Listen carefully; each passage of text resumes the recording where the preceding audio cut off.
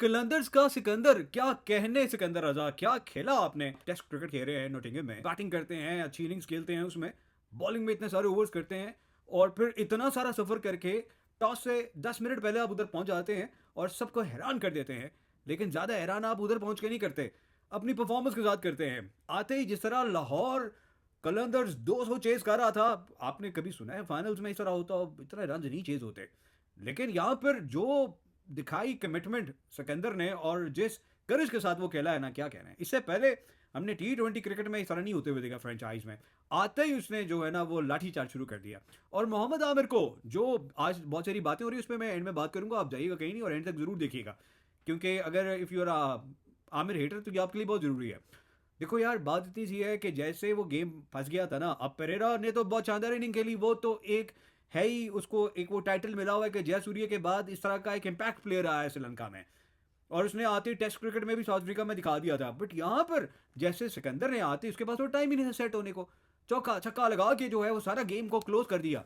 क्या कहने। और फिर बाकी तो कैसे याद नहीं होगा आपको, ये तो मुद्दे तो याद रहने वाली गेम है। सिकंदर रजा ऐसे प्लेयर हैं जिनका इम्पैक्ट जो है ना वो उनकी बैटिंग के आगे जो रन हैं, एवरेज है और विकेट्स हैं, उसमें इतना खास नहीं नजर आएगा और वो एवरेज प्लेयर लगेंगे, बट इम्पैक्ट बहुत बड़ा है। और यही हम कहना चाहते हैं पाकिस्तान क्रिकेट के लिए कि प्लेयर के आगे उसकी विकेट्स कितने हैं, उसके रन कितने हैं, उसकी एवरेज कितनी है, कितने फाइवर हैं, एट्रिक क्या है, ये नहीं इंपॉर्टेंट। इंपॉर्टेंट है कि आपने अपनी टीम को उस टाइम कौन सा मैच जिता के दिया है।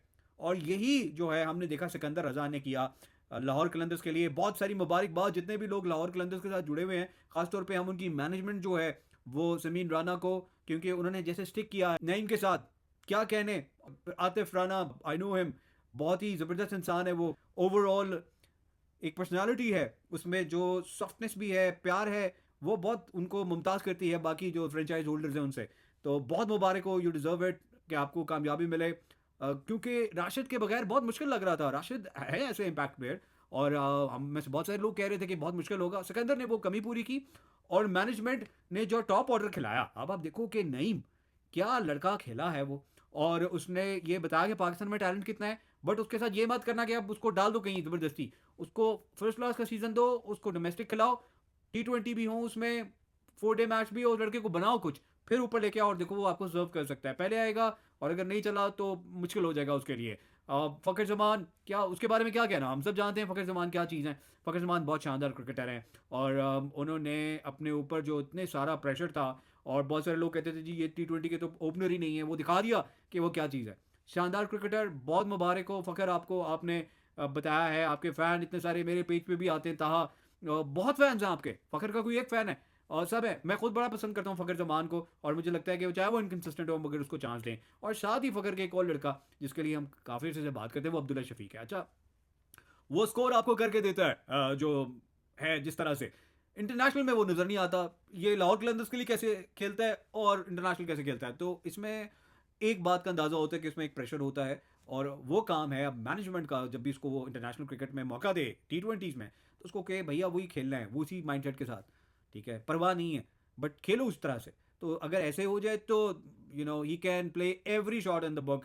Fantastic player is Abdullah Shafique और उसका सही रिवाइवल था। ये जो PSL 10 हुआ है बहुत तरह से यादगार रहेगा। शाहीन जिस तरह से आए, उनका बुरा सीज़न चला, इससे पहले इंटरनेशनल भी और फिर पाकिस्तान के लिए वो आउट भी हुए स्क्वाड से।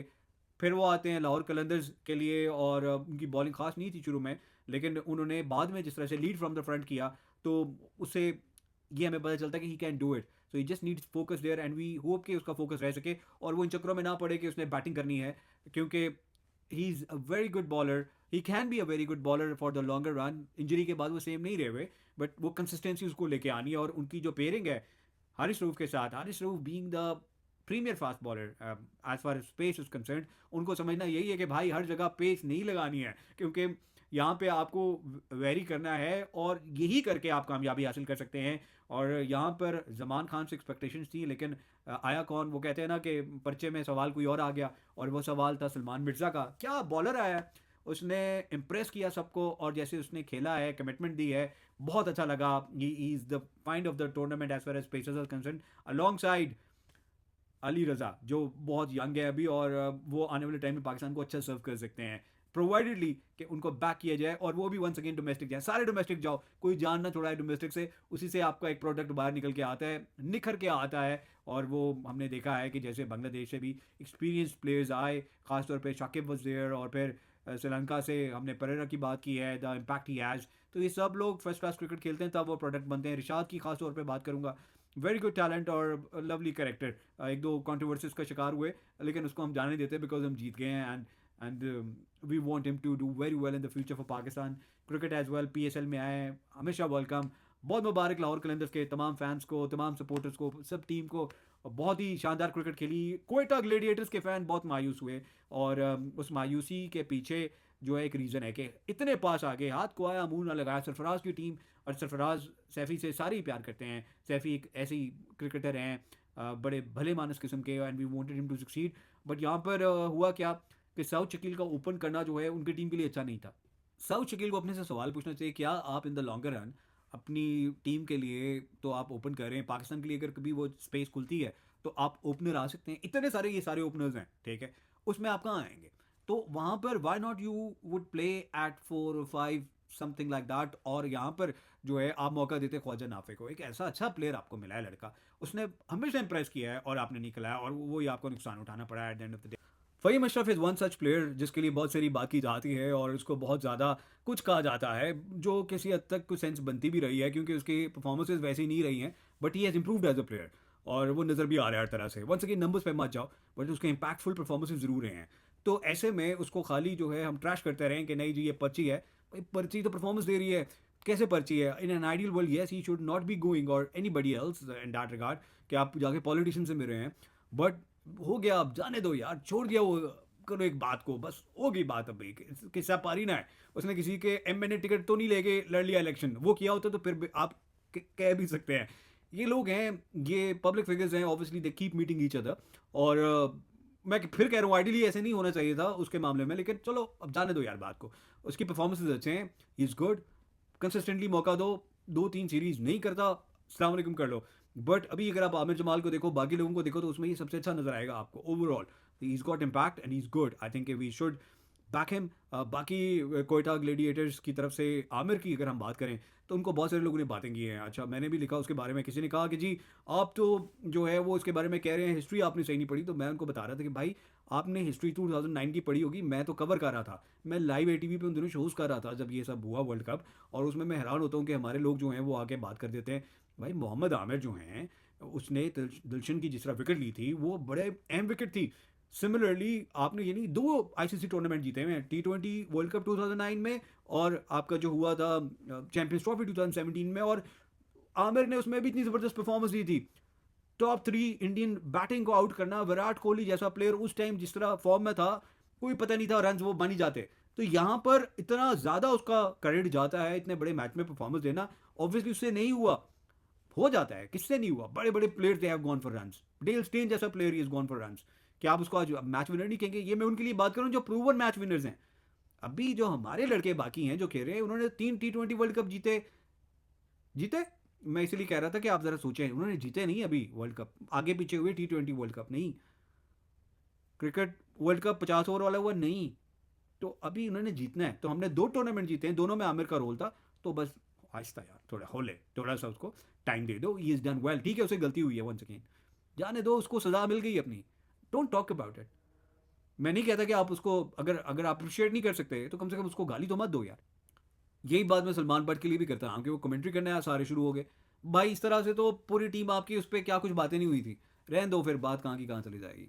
बांग्लादेश पाकिस्तान सीरीज शुरू होने को है और उसमें हमें बहुत ज़बरदस्त एक्शन देखने को मिलेगा क्योंकि बांग्लादेश की जो टीम है वो बहुत एक्सपीरियंस्ड है इन पिचेस पे खेलने, उनके लिए कुछ नया नहीं है यानी, ठीक है। वो और परफॉर्मेंसेस देते हैं जब ऑस्ट्रेलिया इंग्लैंड जाते हैं। यहाँ पर जो है ना टक्कर की गेम्स होंगी। यहाँ पर एक तो पीएसएल में कुछ उनके लड़के थे, फिर अभी यहाँ पर हमने टेस्ट सीरीज भी देखी, उसमें भी आए हुए थे, तो वो काफ़ी ज़्यादा अट्यून्ड होंगे सारी चीज़ के लिए और expect good fight back from them. लेकिन ये सीरीज़ पाकिस्तान ही जीतेगा, ये मैं बता रहा हूँ आपको। हाँ, पाकिस्तान जीतेगा। और आप देखेंगे कि पाकिस्तान जो है इसमें अपनी इस नई अप्रोच के साथ उतरेगा। माइक हैसन है, और mic Hesson is a very very good coach. और उनको अगर टाइम आपने दे दिया, 2 साल दे दिए, और उनको आपने छेड़खानी ना की, तो वो आपकी टीम बना जाएगा। न्यूजीलैंड की टीम भी इस तरह जीती होती थी, नहीं जीती होती थी। हाँ, ये आज मैं इसलिए ये सब कर रहा हूँ, ये गूगली कर रहा हूँ कि आप लोग को सुनी सुनाई बातें या स्टैट्स देखना और होता है। ये वो है जो होता आया है। नहीं जीतते थे, करीब पहुंच जाते थे, बट इसने अपने उस टीम के साथ उन लड़कों में वो इंस्टिल किया। और ये कंसिस्टेंसी से होता है। आप 2 साल मत छेड़े, आप इसको, अब ये सिस्टम चलने दें। आप देखेंगे रिजल्ट्स आपको मिलेंगे। आगे पाकिस्तान ने काफ़ी अच्छी क्रिकेट खेलनी है, और इसमें आपको देखेंगे कि कैसे जो है वो निखार आता है। और उसमें इंपॉर्टेंट यही है कि नाम नहीं, नाम ऑन द वो जर्सी नहीं, आप परफॉर्मेंस दें और करें आगे। क्योंकि न्यूजीलैंड की टीम भी करती आई है, वो विलियमसन के बगैर भी जीतना सीख गए थे। वो सीख गए थे, कभी अगर वहाँ पर जो है उनके जो फास्ट बॉलर्स हैं, बोल्ट है नहीं है, तो अब क्या वो छोड़ देते खेलना या हिम्मत करना।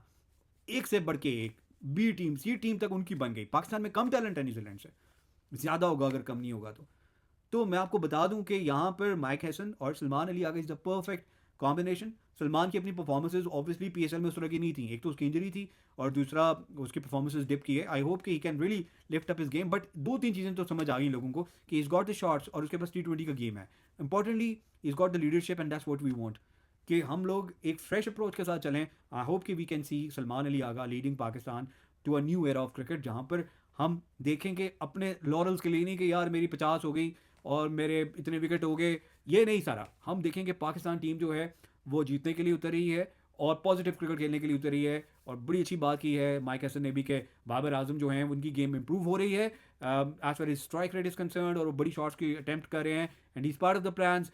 और सलमान अली आगा ने भी बात कही है, क्योंकि सुफियान मुकीम का सबको दुख है ऑब्वियसली, प्लेयर ऐसा है वो, और उसने कहा कि मेरा खुद फेवरेट प्लेयर है, तो डैट डज मीन कि he is in the plans. Shadab के साथ इस तरह हम थोड़ा सा ज़्यादा कर रहे हैं कि हम उस पर डाल रहे हैं कि उसकी वजह से वो आउट हुआ है, लेकिन मुझे नहीं लगता है ऐसे। शादाब का अपना रोल है। शादाब इज समबडी जो आपकी टीम में खेलता है 7 नंबर पे, और साथ में आपको 2 से 4 ओवर देता है, ठीक है, जो एक ऑलराउंडर होता है, बॉलिंग ऑलराउंडर।